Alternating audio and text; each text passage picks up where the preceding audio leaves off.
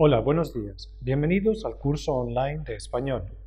Me llamo Carlos Izquierdo Tobías y soy exprofesor visitante de Jamia Millia Islamia en Nueva Delhi. Ahora nos encontramos en el módulo 4 del paper Cultura y Civilización de España. El tema de hoy es la geografía humana de España. ¿Qué es la geografía humana?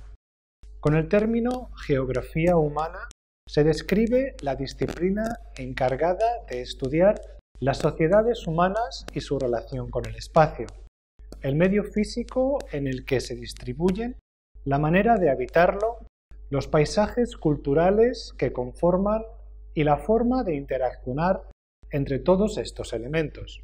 Por medio de un enfoque multidisciplinar, analiza la distribución de la población sobre la superficie terrestre, las causas de dicha distribución y sus consecuencias políticas, sociales, económicas, demográficas y culturales en relación a los recursos existentes o potenciales del medio geográfico a distintas escalas. La geografía humana es importante porque el ser humano se agrupa en formaciones sociales con muchos estratos, desde la pequeña comunidad familiar hasta las macrourbes actuales, y en la interacción con el espacio físico, el tejido social se va transformando constantemente al tiempo que modifica el propio entorno el que habita. Estas transformaciones se deben a procesos económicos, políticos, culturales, demográficos, etc., que son estudiados por medio de la geografía humana.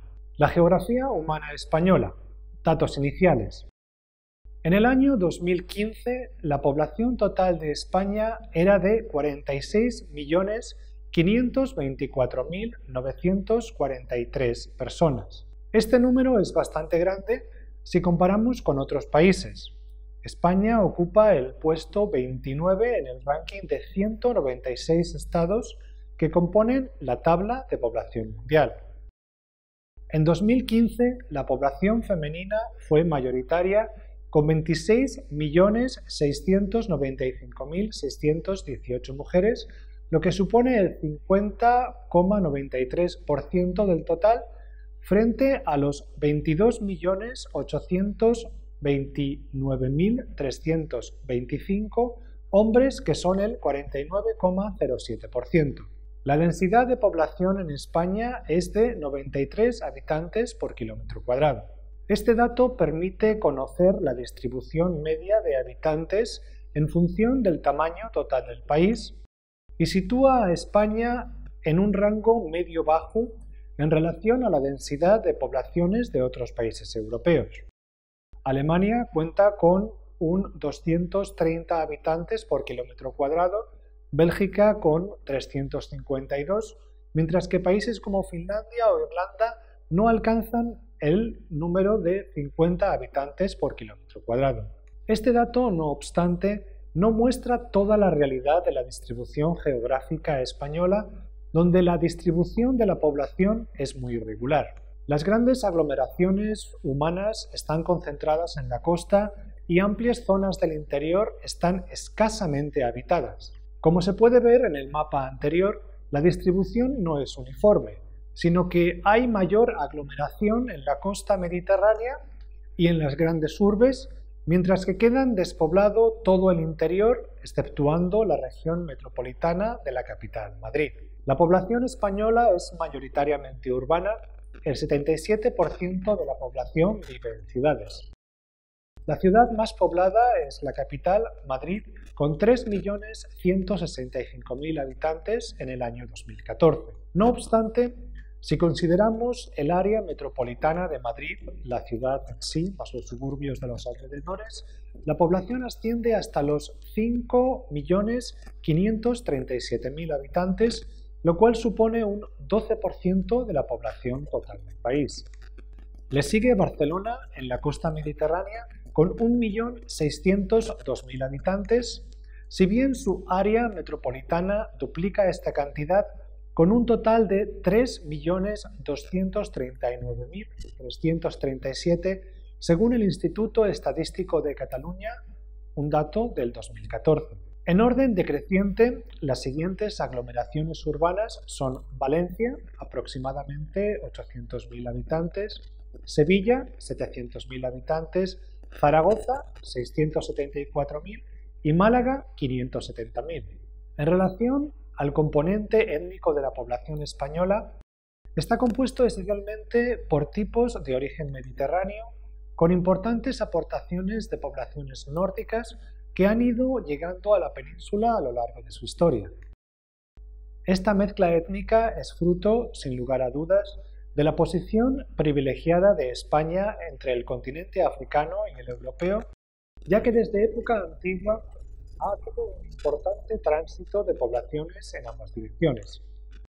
Esta diversidad étnica, no obstante, se traduce en una gran diversidad en relación al culto, ya que la inmensa mayoría de la población es católica o se considera emparentada culturalmente con el catolicismo, un 94%. El resto de la población, un residual 6%, practica otras formas de religión. En relación a los idiomas hablados en España, el español o castellano es la lengua oficial de todo el país y es hablada como lengua materna por el 74% de la población.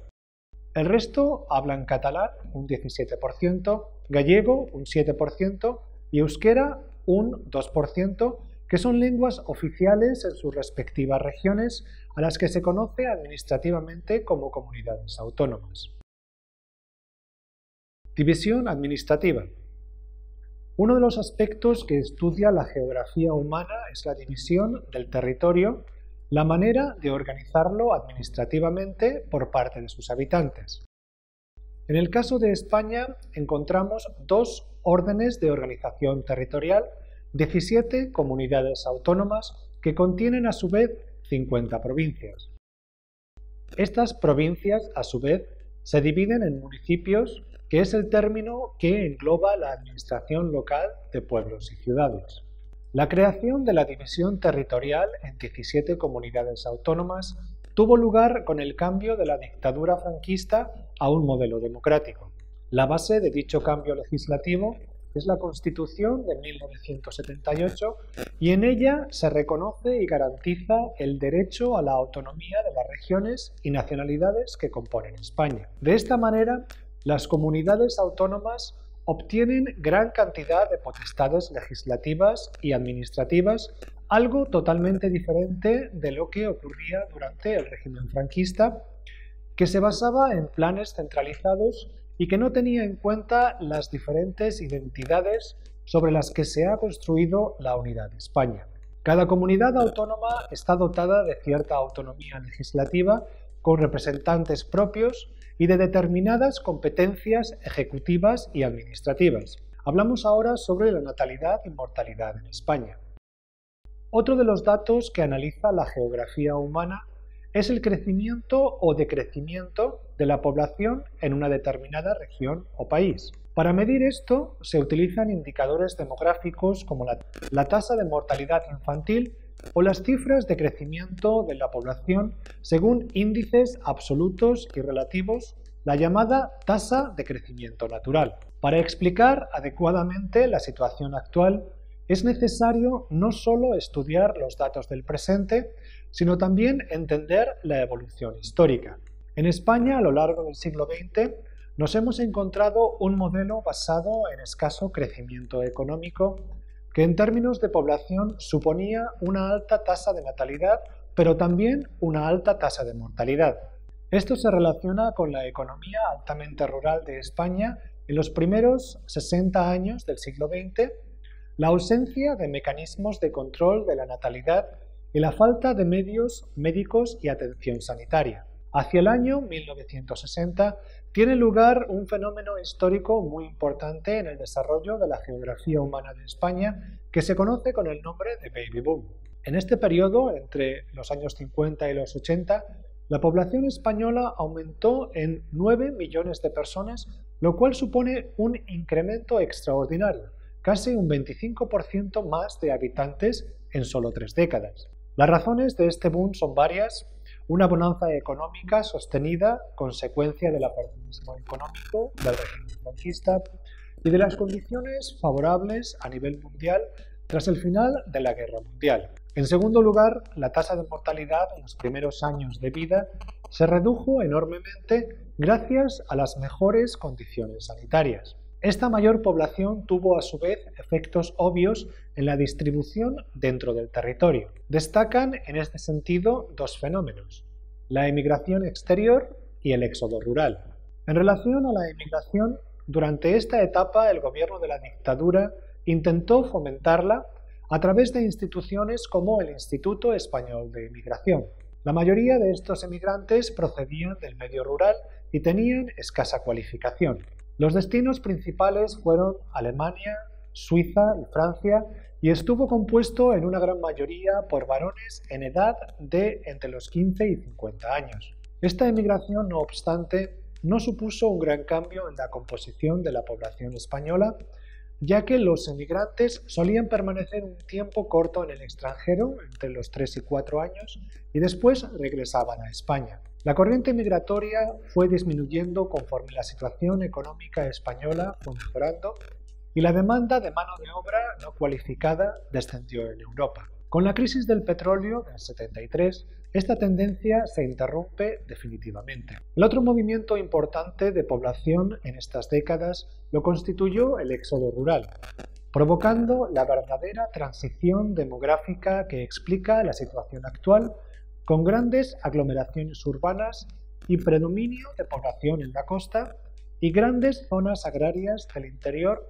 prácticamente despobladas. El éxodo de millones de campesinos del campo a la ciudad pone fin a los grandes problemas surgidos del exceso de mano de obra en el campo como consecuencia de la lenta pero imparable mecanización de la agricultura.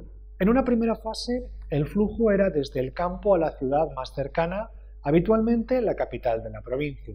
Pero el gran cambio tiene lugar después, con el flujo de personas hacia los focos de desarrollo del país: la capital, las regiones industrializadas, Cataluña y País Vasco, y la costa, especialmente la actual Comunidad Valenciana, que ya entonces despuntaba como la región con mayor capacidad para atraer turistas. La consecuencia más evidente de los dichos cambios fue la descompensación regional, que no era así en épocas anteriores. Los datos explican que en estos 30 años el área metropolitana de Madrid aumentó en 2.800.000 personas, mientras que el área metropolitana de Barcelona acogió a 2.386.000 personas. Esto supuso de facto que la población de dichas regiones se duplicara en tan solo 30 años. Por el contrario, las regiones de origen de los campesinos como Extremadura, Castilla-La Mancha,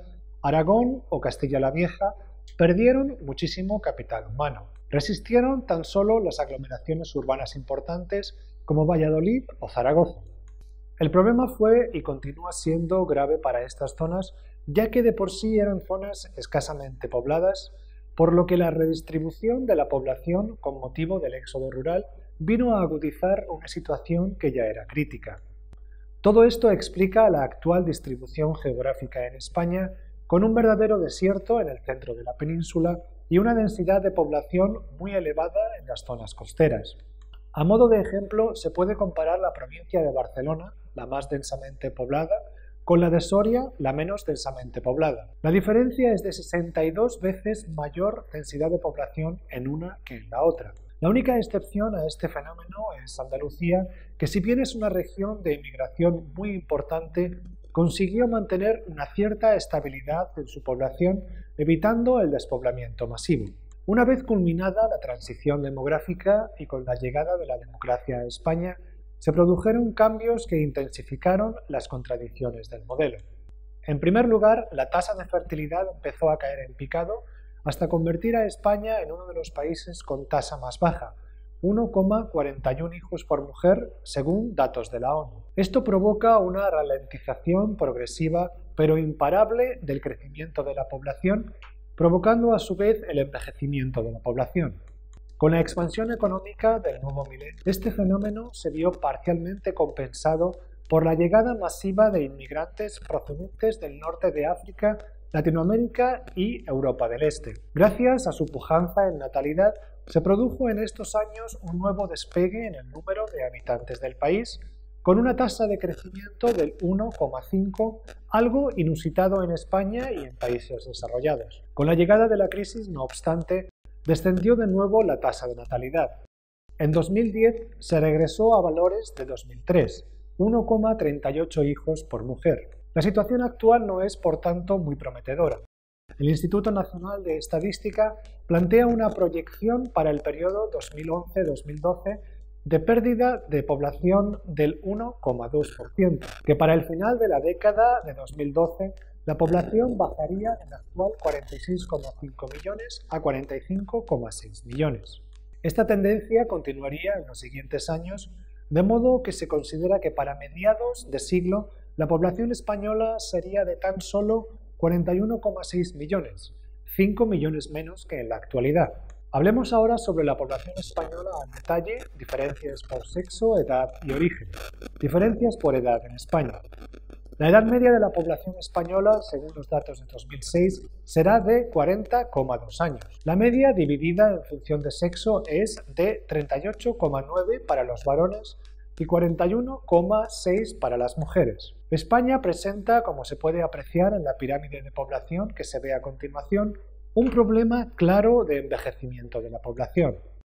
Los menores de 15 años son tan solo el 14,3% del total, mientras que el 16,7% tiene más de 65 años. El grueso de la población se concentra, por tanto, en la franja productiva entre los 15 y los 64 años, pero con una tendencia clara al envejecimiento. En la relación a la distribución espacial de las poblaciones entre las diferentes regiones españolas, las comunidades autónomas muestran que aquellas regiones con menor densidad de población son a su vez las que tienen una población más envejecida. La más envejecida es Castilla y León, con un 22,6% de la población mayor de 65 años, seguido de Asturias, 21,9%, y Galicia, 21,4%. En oposición a estas regiones más envejecidas, destacan las Islas Canarias con un 12,35% de población mayor de 65 años, seguido de Murcia, 13,8%, Baleares, 13% y Madrid, 14,4%.